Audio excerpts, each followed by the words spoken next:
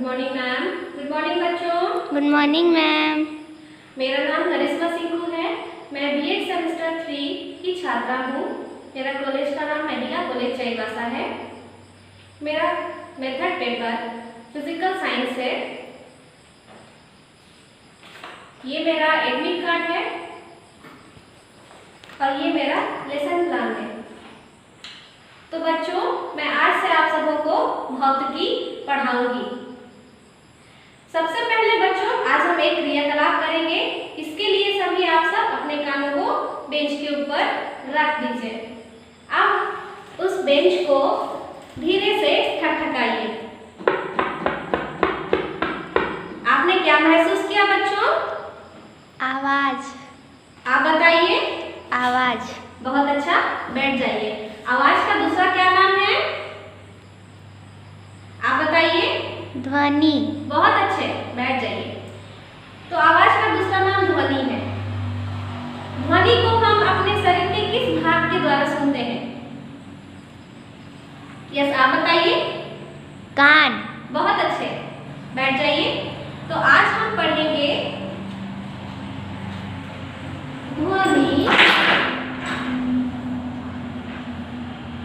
ध्वनि के विषय में पढ़ेंगे और ध्वनि के अंतर्गत मानव कर्म के विषय में भी पढ़ेंगे।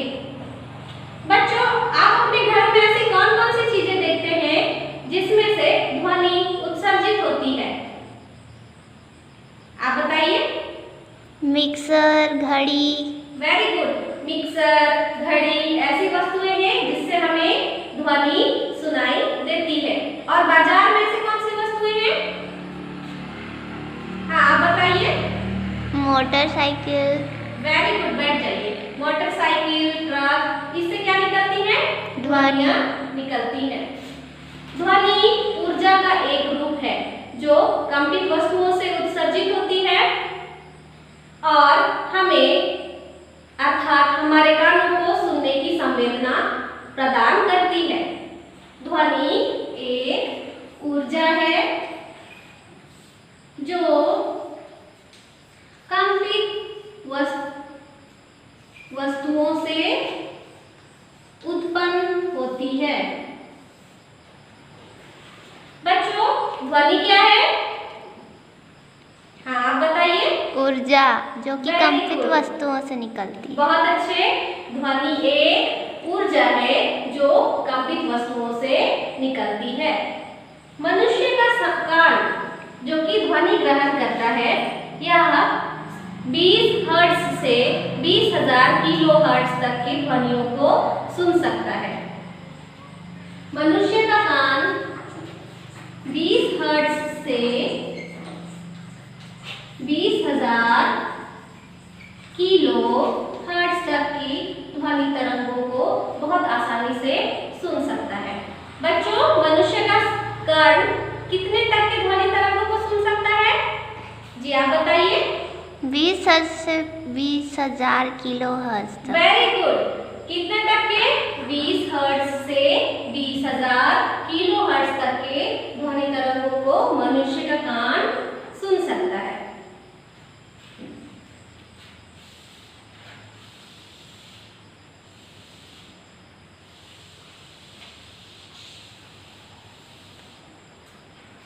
ध्वनि को हमारे कानों तक पहुंचने के लिए एक विशेष प्रकार के माध्यम की आवश्यकता पड़ती है। माध्यम अर्थात ऐसी चीज जिससे होकर के ध्वनि हमारे कानों तक पहुंचती है। तो ठोस, द्रव और गैस ऐसे 3 अवस्थाएं हैं जो माध्यम का काम करती है।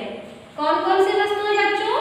ठोस, द्रव और गैस। ये पदार्थ की 3 अवस्थाएं हैं जो माध्यम का काम करती है। माध्यम का काम करने के लिए कौन कौन सी अवस्थाएं हैं? आप बताइए। ठोस, द्रव, गैस। बहुत अच्छा। ठोस, द्रव और गैस ये 3 माध्यम हैं जो ध्वनि का संचालन करती हैं। अब हम जानेंगे कि ध्वनि इन माध्यमों से कौन से माध्यम में सबसे तेज गति से प्रवाहित होती है।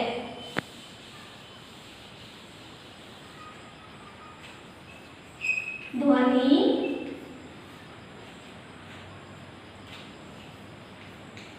संचरण की गति।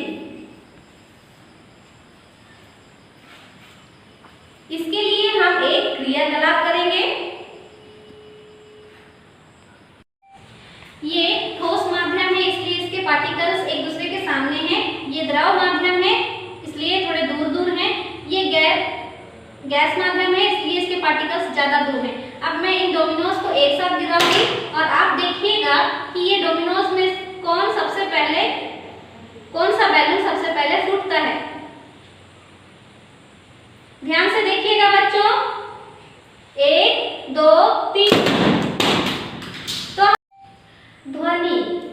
ध्वनि संचरण की गति हमने क्रियाकलाप के माध्यम से अभी देखा कि किस अवस्था में सबसे तेज गति से ध्वनि प्रवाहित होती है।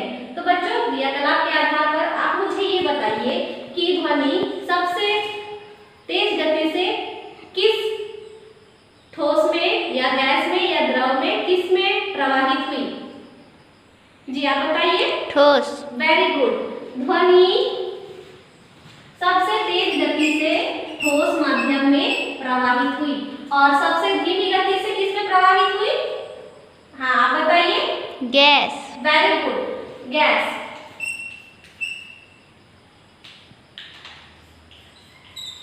ध्वनि ठोस में सबसे स्पीड में और गैस में सबसे धीमी गति से प्रवाहित हुई। ध्वनि हमारे शरीर के किस भाग के द्वारा हम सुन पाते हैं? आप बताइए। कान। वेरी गुड, कान के माध्यम से। और अभी हम लोग पढ़ेंगे मानव कर्ण के विषय में। मानव कर्ण। मानव कर्ण। कर्ण अर्थात कान। मानव कर्ण 3 भाग में बटा हुआ है। सबसे पहला बाह्य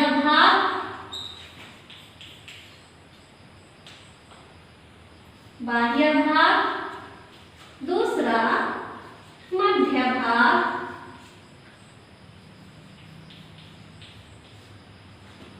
तीसरा आंतरिक भाग। ये मानव कर्ण का सचित्र वर्णन है। यह बाहरी कर्ण है, यह मध्य कर्ण है और कर्ण है। इसी के माध्यम से हम ध्वनियों को सुन पाते हैं। उसके बाद ध्वनि नलिका से होते हुए इस झिल्ली तक जाती है और इसी ध्वनि के प्रेशर के कारण से यह झिल्ली कंपित होती है।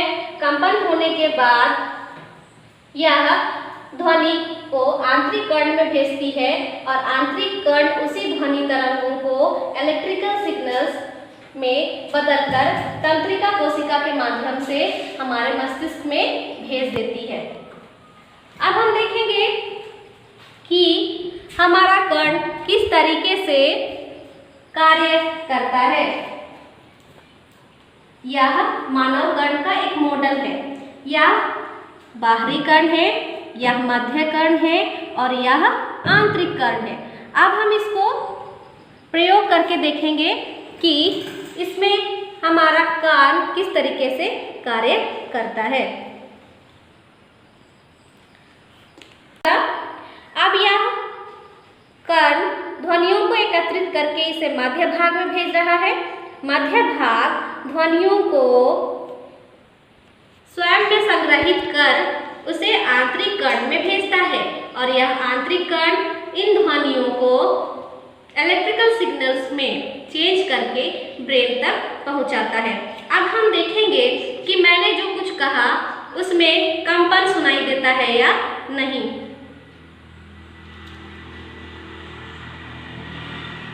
मोबाइल पर रिकॉर्ड हुई। अब हम इस मोबाइल में रिकॉर्ड हुई ध्वनि को बहुत ध्यान से सुनेंगे। उसमें आपको कुछ हल्का कंपन महसूस होगा।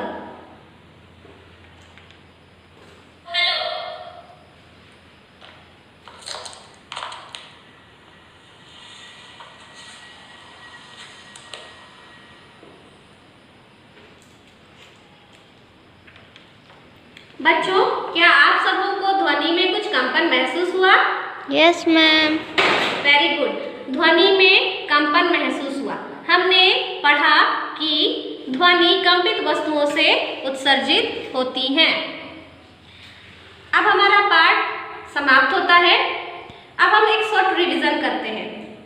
ध्वनि एक ऊर्जा है जो कंपित वस्तुओं से उत्सर्जित होती है और मनुष्य सिर्फ 20 हर्ट्ज से 20,000 किलोहर्ट्ज तक के ध्वनियों को ही सुन पाता है।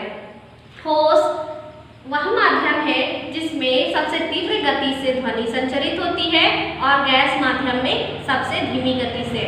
अब इसके बाद हमने पढ़ा अब तो बच्चों, अब मैं आप सबों से कुछ प्रश्न करूंगी, उसके जवाब आप सबों को देने हैं। कान का वह कौन सा भाग है जो ध्वनि को एक जगह एकत्रित करता है? तो अब हम एक शॉर्ट रिवीजन करते हैं। ध्वनि क्या है? ध्वनि ऊर्जा का एक रूप है जो मनुष्य के कान को सुनने के सक्षम बनाती है। मानव कर्ण 20 हर्ट्ज से 20,000 किलोहर्ट्ज तक के ध्वनियों को ही सुन पाता है। ठोस बच्चों, इसमें कोई डाउट है आप सबों को? No ma'am. ठीक है, तो आप सभी कुछ गृह कार्य मैंने दिए हैं, उन गृह कार्यों को बना करके लाना है जो इस प्रकार है। निम्नलिखित प्रश्नों के उत्तर लिखें। पहला, ध्वनि किसे कहते हैं? दूसरा, ध्वनि कैसे उत्पन्न होती है? तीसरा, मानव कर्ण का सचित्र वर्णन करें। क्वेश्चन में कोई प्रॉब्लम? No ma'am. ठीक है, तो आप सभी जरूर होमवर्क कंप्लीट करके आइएगा। आप लोगों ने लिख दिया होमवर्क कॉपी में? Yes ma'am. ठीक है।